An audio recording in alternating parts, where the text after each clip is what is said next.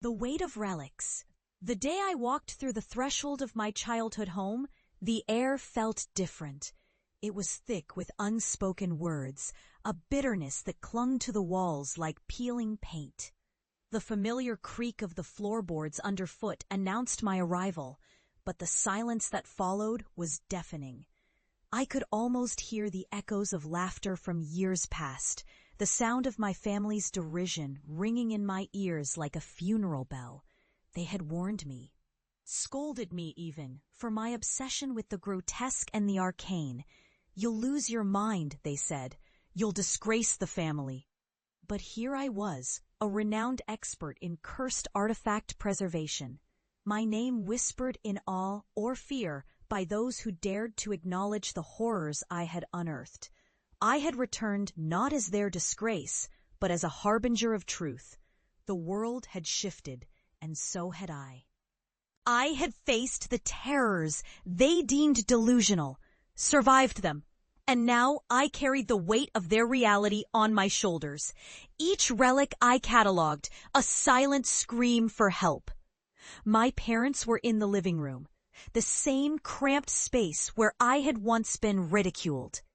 They looked up, their faces a mask of surprise, then confusion. "You shouldn't have come back," my mother said, her voice trembling. "We thought," she faltered, unable to finish the sentence. They had thought I was mad, a lunatic chasing shadows and myths. "Fought what?" I asked, the words spilling out like venom. That I'd just disappear? That the darkness would swallow me whole? I stepped further into the room, the weight of my presence palpable, the air charged with unspoken dread. I had brought with me a small, unassuming box, a relic I had managed to contain after years of relentless pursuit. It pulsed with a sickly energy, a heartbeat that thrummed against the walls of my mind, begging to be released. "What is that?" My father's voice was low, cautious, as if the very act of speaking would provoke something terrible. I could see the flicker of fear in his eyes, a realization dawning that perhaps the things I had spoken of were not mere fantasies after all. I placed the box on the table, the wood groaning under its weight.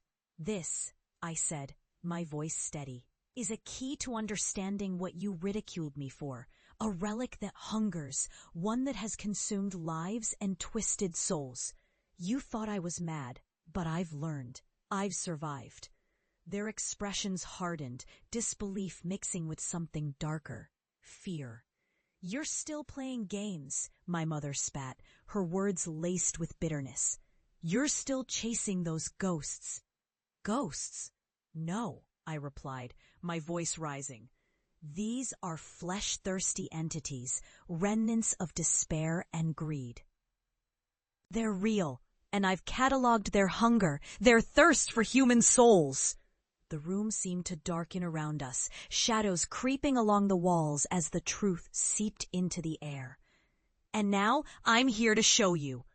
My hands trembled as I opened the box, revealing a collection of small, grotesque artifacts, shards of bone, twisted metal, and a small, blackened heart that pulsed with a life of its own.